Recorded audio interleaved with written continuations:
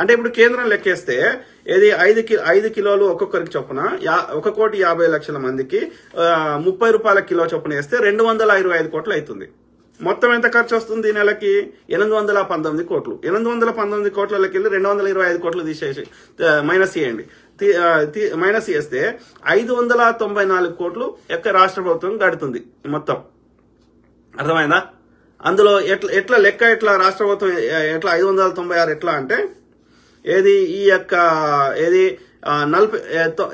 50 లక్షలే వాడిస్తుండు కదా, మిగతా 41 లక్షల మందికి యొక్క సన్న బియ్యము మనము 6 కిలోల చొప్పున ఇస్తున్నాం. 6 కిలోలు ఇంటూ ఏది 50 రూపాయలు, అది వేస్తే ఎంత అవుతుంది? 369 కోట్లేమో ఆ 41 లక్షల మందికి ఇస్తుంది. అది కాకుండా వీడిచ్చే 50 లక్షల మందికి 5 కిలోలే ఇస్తున్నాడు ఆడు దొడ్డు బియ్యం. అంటే 1 కిలో మొత్తం సన్న బియ్యం మనమే ఇస్తున్నాం రాష్ట్ర ప్రభుత్వం. దానికి లెక్కేస్తే ఎంత వస్తుంది? 75 కోట్లు వస్తుంది. అది కాకుండా ఇది వాడు దొడ్డు బియ్యం ఇస్తున్నాడు అంటే 30 రూపాయల కిలో ఇస్తున్నాడు. మనకు సన్న బియ్యం ఎంత పడుతుంది? 50 రూపాయలు పడుతుంది. అంటే మిగతా 20 రూపాయలు వడియాలి ఈ 50 లక్షల మందికి, 50 లక్షల రేషన్ కార్డులకి, 1,50 లక్షల మందికి. దానికి లెక్కేస్తే ఎంత వస్తుంది? 150 కోట్లు. ఇవన్నీ మొత్తం కలిపితే 594 కోట్లు అవుతుంది. ఈ 594 కోట్లు రాష్ట్ర ప్రభుత్వం కడుతుంది నెలకి. అంటే ఎంత కడుతున్నట్టు సంవత్సరానికి లెక్కేస్తే సంవత్సరానికి మొత్తం 9,828 కోట్లు, అంటే దాదాపు 10,000 కోట్లు. ఈ 10,000 కోట్లలో 2,700 కోట్లు మాత్రమే కేంద్రం ఇస్తుంది. మిగతా 7,128 కోట్లు, 7,000 కోట్లకు పైన రాష్ట్ర ప్రభుత్వం కడుతుంది. అంటే ఈడ ఏది 27% మాత్రమే కేంద్రం ఇస్తుంది, మిగతా 73% రాష్ట్ర ప్రభుత్వం కడుతుంది. మరి మోడీ బొమ్మ పెడదామా? ఇక ఏమన్నా మాట్లాడితే ఒక 1% అన్న రియాలిటీకి దగ్గరగా మాట్లాడాలి. అర్థమైందా? ఈ సన్న బియ్యం ఇయ్యక ముందు కూడా వాళ్ళ అట్లా లెక్కేసుకున్నా వాడు మొత్తం మంది అందరికి ఇస్తలేడు. 50 లక్షల రేషన్ కార్డులకే ఇస్తున్నాడు. 50 లక్షల, మిగతా 41 లక్షల రేషన్ కార్డులకి ఒక సున్నా బియ్యం కూడా ఇస్తలేడు, ఆ దొడ్డు బియ్యం కూడా. అర్థమైందా? సో అట్లా గతంలో ఈ సన్న బియ్యం రాకముందు లెక్కేసినా వాడు 45% ఇచ్చిండు, మిగతా 45.7%, మిగిలిన 54% పైన రాష్ట్ర ప్రభుత్వమే ఇచ్చింది గతంలో కూడా, సన్న బియ్యం కాకుండా దొడ్డు రేషన్ బియ్యం అయినా. ఇప్పుడు అయితే 75% రాష్ట్ర ప్రభుత్వం భరిస్తుంది ఖర్చు. ఎంత? 73% రాష్ట్రం భరిస్తుంది, 27% మాత్రమే కేంద్రం భరిస్తుంది. అయినా వాడే ఇస్తున్నాడు అని చెప్తా ఈ బండి సంజయ్ ఆకుల శ్రీవాణి చెప్తా అంటే మనం విందామా? ఎవడన్నా కష్టపడితే మా మోడీ చేసిండు. రా మోడీ ప్రెస్ కాన్ఫరెన్స్ కి రా. ఇప్పుడు మేము ఎట్లయితే ఇట్లా ప్రజలకు అర్థమయ్యేటట్టు చెప్తున్నామో అట్లా చెప్పు. విలేకరులు అడుగుతారు, సామాన్యులు అడుగుతారు, భారత నారీమణులు అడుగుతారు, వాళ్ళందరూ హిందూ సోదరీమణులు అడుగుతారు, హిందూ సోదరులు అడుగుతారు. వాటికి సమాధానం చెప్పు. రాహుల్ గాంధీ వస్తాడు ప్రెస్ కాన్ఫరెన్స్ కి. గతంలో మన్మోహన్ సింగ్ గారు వచ్చారు, ఇందిరాగాంధీ గారు వచ్చారు, నెహ్రూ గారు వచ్చారు, ఇంకా వాజ్పేయి గారు కూడా వచ్చారు, బీజేపీ ప్రధాని. మరి నువ్వు రా ప్రెస్ కాన్ఫరెన్స్ కి. ఎవడో స్క్రిప్ట్ రాసిస్తే గట్టి కొరుడు ఎందుకు? మన్ కీ బాత్ నీ పెళ్ళానికి చెప్పుకో, ఇంకోరికి చెప్పుకో, ప్రియురాలకి చెప్పుకో. జనాలకు చెప్పాల్సింది జన్ కీ బాత్. ప్రెస్ కాన్ఫరెన్స్ రా, మేము క్వశ్చన్లు అడుగుతాం, సమాధానం చెప్పు. పొద్దుగా లేస్తే అబద్ధాలు, దోపిడీ, హింస, దరిద్రులు. ఆలోచించండి. Khadir Ahmed, hi sir, how are you? Good brother, good. Naresh Bandala, బత్తాయిలకు ఆ మాత్రం జ్ఞానం ఉంటే నా దేశం ఎప్పుడో బాగుపడదు. అదే బ్రదర్, జ్ఞానం లేదు. ఎందుకంటే ఇక అది చాలా సార్లు చర్చించినాం. వాళ్ళకి ఆ విసర్జక పదార్థాలను తాగేటోళ్ళకి జ్ఞానం ఎట్లుంటది? అది వైరస్లు, బ్యాక్టీరియాలు ఉంటాయన్నది రాసుకో, పూసుకో, తాగు, క్యాన్సర్ తగ్గుతుంది అని ప్రచారం చేసే వారికి జ్ఞానం ఎక్కడి నుంచి ఉంటుంది? జ్ఞానం ఉన్న వాళ్ళు అట్లా చేయరు కదా.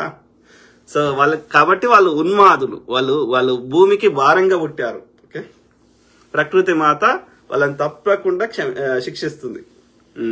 నరేష్ బండెల, పాస్టర్ అజయ్ బాబు అనే అతన్ని అరెస్ట్ చేశారంటున్నారు, ఎంతవరకు నిజమన్నా? అదే బ్రదర్, ఇంతవరకు దాకా నేను ఈ లైవ్ కి అప్పుడే వద్దామనుకుని రాకపోవడానికి కారణము ఆ రిలేటెడ్ మెసేజెస్, దానికి సంబంధించిన అన్ని మనం ఫాలో అవుతూ పొండి, చూడండి, చేయండి అని చెప్పడం వల్ల లేట్ అయిపోయింది నేను లైవ్ కి రావడానికి. సో ఏది ఏమైనా పాస్టర్ అజయ్ బాబుని మరి ఒక ఛానల్లోనేమో నైట్ పిక్ చేసుకున్నారు అన్నారు, ఒక ఛానల్ ఏమో మధ్యాహ్నం పిక్ చేసుకున్నారు అంటున్నారు. సో నాకు తెలియదు కరెక్ట్ ఎప్పుడు పిక్ చేసుకున్నారో. ఖమ్మం రూరల్ ఏరియా అని అంటున్నారు. సో వాళ్ళ వైఫ్ మాట్లాడింది రెడ్ టీవీలో, రెడ్ టీవీ వాళ్ళతోటి. సో నైట్ అన్నారు, మధ్యాహ్నం అన్నారు, నాకు తెలియదు. కొందరేమో మధ్యాహ్నం అని చెప్తారు, ఆ ఉప్పల్ పోలీస్ స్టేషన్ పోయి అక్కడ ఇక్కడ. ఏది ఏమైనా నా మధ్యాహ్నమో రాత్రో ఎప్పుడో ఒకసారి పిక్ చేసుకున్నారు పోలీసులు. మరి మన పోలీసులు అంటే ఎంతమంది ఉన్నారు అమ్మ అంటే వాళ్ళ వైఫ్ ఏమంటుంది, లలిత అంట ఆమె పేరు. సో ఏమంటుంది, 5గురు ఎంతమందో చెప్పింది. ఒక జీప్ లో వచ్చారు, ఒక్క పోలీసు దగ్గరికి డ్రెస్ ఉంది కానీ, పోలీస్ డ్రెస్ ఉంది కానీ మిగతా వాళ్ళు మఫ్టీలు ఉన్నారని చెప్తున్నది. మరి వాళ్ళు పోలీసులా కాదా తెలియదు. ఓకే, సో ఆ విధంగా ఇది వచ్చిండ్రు, వచ్చి ఏదో కేసు అయింది పోలీసులో, ఎఫ్ఐఆర్ అయింది మేము అని చెప్పి తీసుకుపోయారంట. తీసుకుపోయి మరి ఆ ఖమ్మం రూరల్ నుంచి మరి మళ్ళా వేరే కాల్ చేస్తే లేదు ఆయన ఉప్పల్లో కేసు రిజిస్టర్ అయింది, ఉప్పల్ పోలీస్ స్టేషన్ ఉన్నాడు అంటారు. ఉప్పల్ పోలీస్ స్టేషన్ యొక్క అడిగితే కొంతమంది ఏమో ఉప్పల్ పోలీస్ స్టేషన్ ఉన్నాడు అంటారు. కొందరేమో అప్పుడు ఆయన క్రిస్టియన్ సంఘానికి జేఏసీ అధ్యక్షుడు ఎవరో ఉన్నారు, ఆయన అందరికి ఫోన్ చేసిండు, ఈ ఐజీ ఇంకొకరికో ఫోన్ చేస్తే వాళ్ళు ఏమంటారు, మాకు సైబరాబాద్ కి రాచకొండ వాళ్ళందరికి ఫోన్ చేస్తే మాకు తెలియదు సార్, మేము ఈ స్పోర్ట్స్ రిలేటెడ్ ఈ గేమ్స్ రిలేటెడ్ ఏదో సెక్యూరిటీ సంబంధించి దాంట్లో బిజీ ఉన్నాం, మాకు తెలియదు సార్, మరి వేరే స్టేషన్లలో ఏమైనా తీసుకుపోయినరో మాకు తెలియదని వాళ్ళు చెప్తున్నారు. కొంతమంది మరి ఉప్పల్ పోలీస్ స్టేషన్ పోయి అడిగితే ఎవరు రెస్పాన్స్ ఇస్తలేరు, అది అంతా క్లోజ్ ఉన్నదని చెప్తున్నారు. నా అనుమానం ఏంది అంటే నాకు తెలియదు, నేను ఊహిస్తున్నా. జనరల్ గా ఏం చేస్తారంటే ఈ యొక్క వీకెండ్ అంటే శని ఆదివారాలు, రెండో శనివారం గానీ ఆదివారం గానీ అది కోర్టులు పనిచేయవు. సో కాబట్టి పండుగ ఉంది కాబట్టి మరి సోమవారం కూడా సెలవేమో నాకు తెలియదు. సో అంటే ఈ 2-3 రోజులు ఇప్పుడు మామూలుగా అయితే ముందస్తు బెయిల్ గానీ లేకపోతే ఇమ్మీడియట్ గా బెయిల్ గానీ తెచ్చుకోవచ్చు వర్కింగ్ డేస్ లో. వర్కింగ్ డేస్ లేకపోతే శని ఆదివారాలు గాని పండుగ దినాల్లో కోర్టు పనిచేయదు, జడ్జి రాడు, జడ్జి సెలవులో ఉంటాడు. కాబట్టి బెయిల్ ఇవ్వాలంటే జడ్జి ఇవ్వాలి, మనం అప్లికేషన్ పెట్టుకుంటాం కానీ జడ్జే బెయిల్ ఇవ్వాలి. కాబట్టి జడ్జి రాకపోతే మనకు బెయిల్ దొరకదు. అంటే 3 రోజులు కావాలని జైల్లో పెట్టాలని అదొక ప్రయత్నం చేస్తుర్రా. ఇంకా కొంతమందికి ఏంటంటే వాళ్ళకు ఇక నమ్మకం, ఈ పోలీస్ వ్యవస్థ మీద నమ్మకం లేనప్పుడు వాళ్ళకి ఒక దెబ్బ తగిలినప్పుడు ఇది కూడా ఇట్లా తీసుకుపోయి లాకప్ డెత్ చేస్తారా లేకపోతే ఎన్కౌంటర్ చేస్తారా, వాళ్ళని చేసారు కదా అప్పుడు దిశ కేసులో, అట్లా చేస్తారా అని భయపడుతున్నారు ఎవరు. సో ఇట్లా వీళ్ళ పోలీసు వాళ్ళతో చేయిస్తుర్రా ఇట్లా భయపడుతున్నారు కానీ మనకు తెలియదు. మరి ఒక్కడే పోలీసు వాడిని మిగతా వాళ్ళు మఫ్టీలు ఎందుకున్నారు ఫస్ట్ థింగ్. మరి ఒకవేళ రాత్రి అరెస్ట్ చేస్తే రాత్రి ఎందుకు అరెస్ట్ చేస్తున్నారు? అరెస్ట్ వారెంట్ ఉందా అరెస్ట్ చేసేటప్పుడు?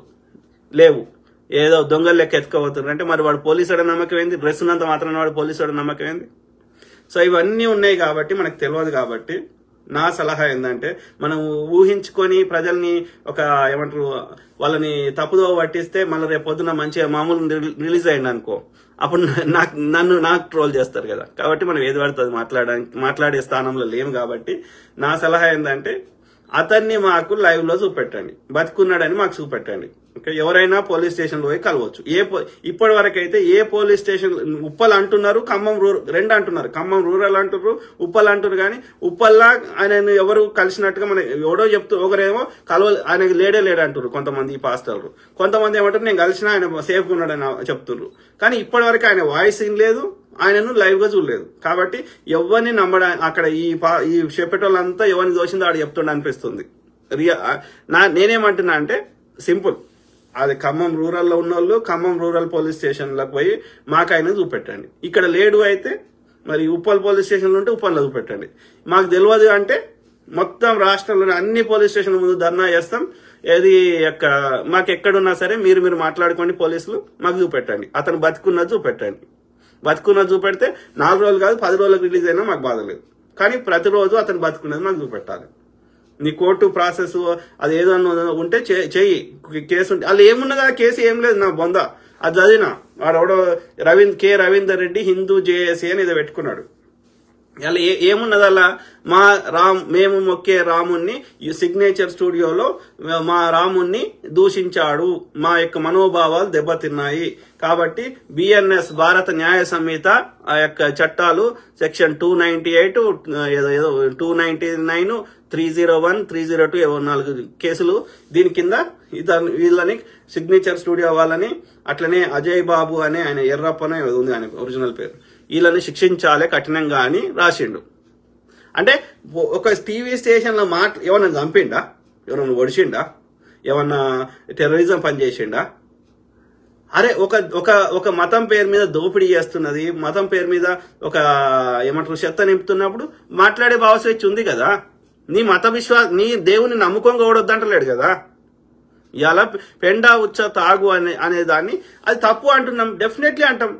ఎన్ని కేసులు పెడతారో పెట్టువి.